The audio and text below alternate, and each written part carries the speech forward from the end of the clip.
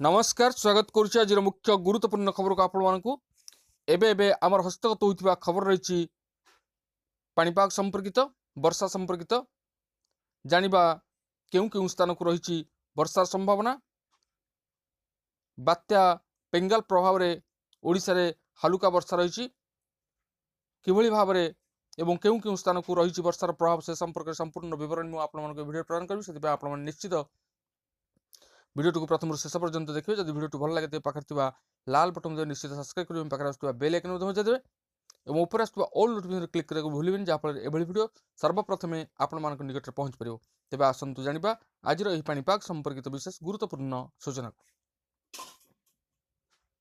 बंगोपसागर में आसी बात्या पेंगाल प्रभाव में एवं ओडिशार किछि स्थान में मध्यम धरण वर्षा हो शुक्रवार जाए दक्षिण ओडिशार किछि जिले में हालुका वर्षा होवार संभावना रही अछि।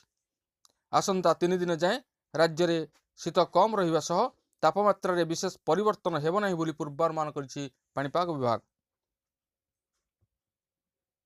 बात्या पेंगाल तमिलनाडु उपकूल रे माड़ होया परे दुर्बल होई उत्तर पूर्व दिगरे गति करुछि। यार प्रभाव रे बंगोपसागर पवन उपकूल को मुहाउछि फल दक्षिण ओडिशार किछि जिले में हालुका वर्षा हेउछि।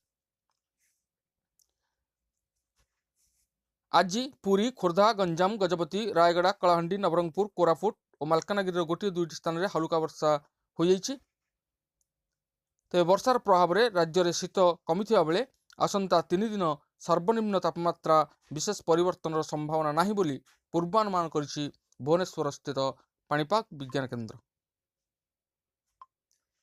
तेबे आगामी 3 दिन पई ओडिशार एई जिला गुड़िक सर्वनिम्न तापमात्रा रे कौन विशेष परिवर्तन संभावना नहीं। तापर 2 दिन में ओडिशा एई जिला गुड़िक तापमात्रा 2 रु 4 डिग्री सेल्सियस ह्रास पाइबार संभावना रही है।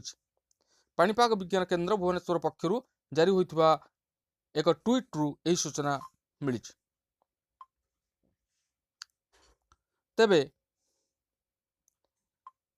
5 जाए झिपिझिपि वर्षा लगी रहिबो। राज्य में शीतलहरी जारी रही बेले विभिन्न स्थान में विक्षिप्त वर्षा हो जाइछि।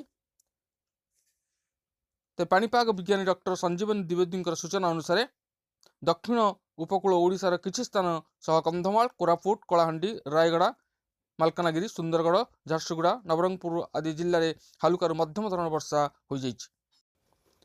तेबे 2 दिन पर राज्य में बढ़िबो शीत। आंचलिक पाणीपाग केन्द्र पक्षर जारी करा जाइथिबा सूचना अनुसार राज्यर अधिकांश स्थान में 2 रु 4 डिग्री पारद खसिबो बोली पूर्वानुमान करा जाउछि। सेहिपरि आगामी 24 घंटा मध्य पुरी खोर्धा गंजाम गजपति रायगड़ा कलाहांडी नवरंगपुर कोरापुट मालकानगिरी जिल्लार अनेक स्थान में वर्षा होबार संभावना रही है। सेहिपरि आसंता काली अर्थात डिसेम्बर 5 तारिख में गजपति कंधमाल रायगड़ा कोरापुट मालकानगिरी वर्षा होबार आशंका रही है। सेहिपरि 6 तारिख में राज्यर केतेक स्थान में सामान्य वर्षा होबार आशंका रही है। 7 तारिख और 9 तारिख राज्य में पाग शुखिला रहिबो। आज भुवनेश्वर कटक रे पाग शुखिला रही है। राति तापमात्रा साधारणतः ह्रास पाइबा सह शीत अनुभूत होउछि।